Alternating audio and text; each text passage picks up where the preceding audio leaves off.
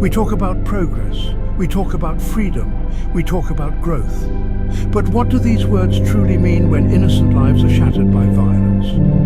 Recent events in Kolkata and Badlapur, where young girls were subjected to horrific abuse, force us to confront a harsh reality. Our societies, in their pursuit of advancement, have failed to protect the most vulnerable among us. We have allowed a culture of silence and indifference to fester, where predators operate with impunity. These tragedies are not isolated incidents.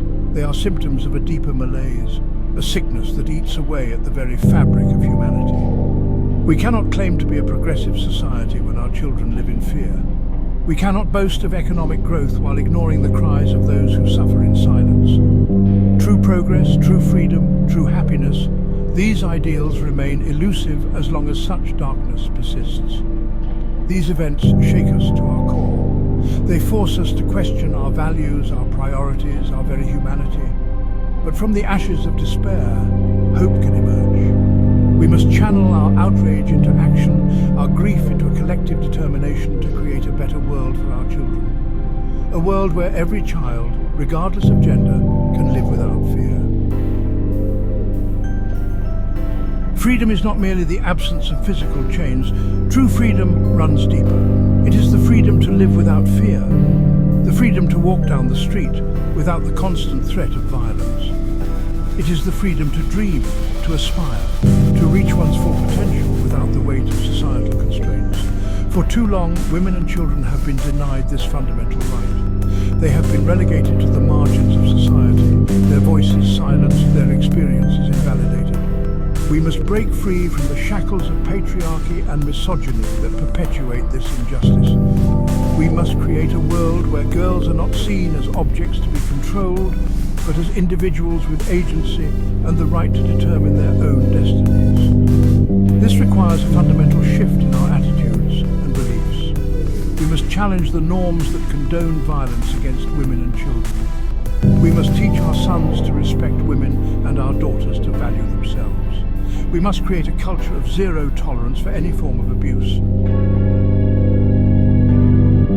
Growth as a society cannot be measured solely by economic indicators. True growth encompasses moral and ethical development.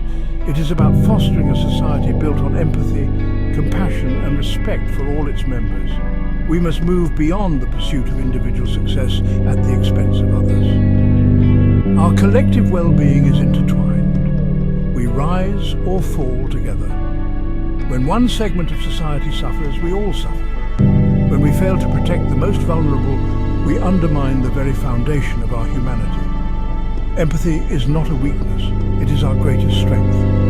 It allows us to connect with one another, to understand each other's pain, and to work together to create a more just and equitable world. We must cultivate empathy in our homes, our schools, and our communities. Section 4. Happiness rooted in security. Happiness is not a fleeting emotion or a pursuit of material possessions. True happiness is rooted in security, both physical and emotional. It is the peace of mind that comes from knowing that you are safe, that your loved ones are safe, and that you live in a society that values your well-being. We cannot be truly happy when our children live in fear. We cannot find joy when our sisters and mothers face constant threats. The pursuit of happiness cannot be divorced from the pursuit of justice and equality. We must create a world where every child can sleep soundly at night, knowing that they are safe.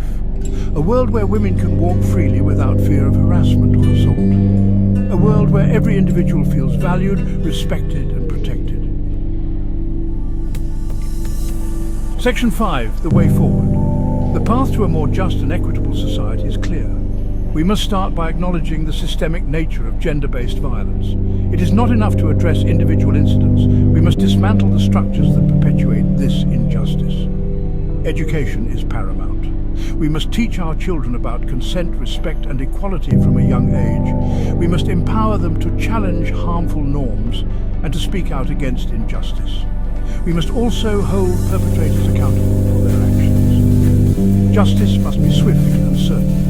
There can be no impunity for those who commit violence against women and children.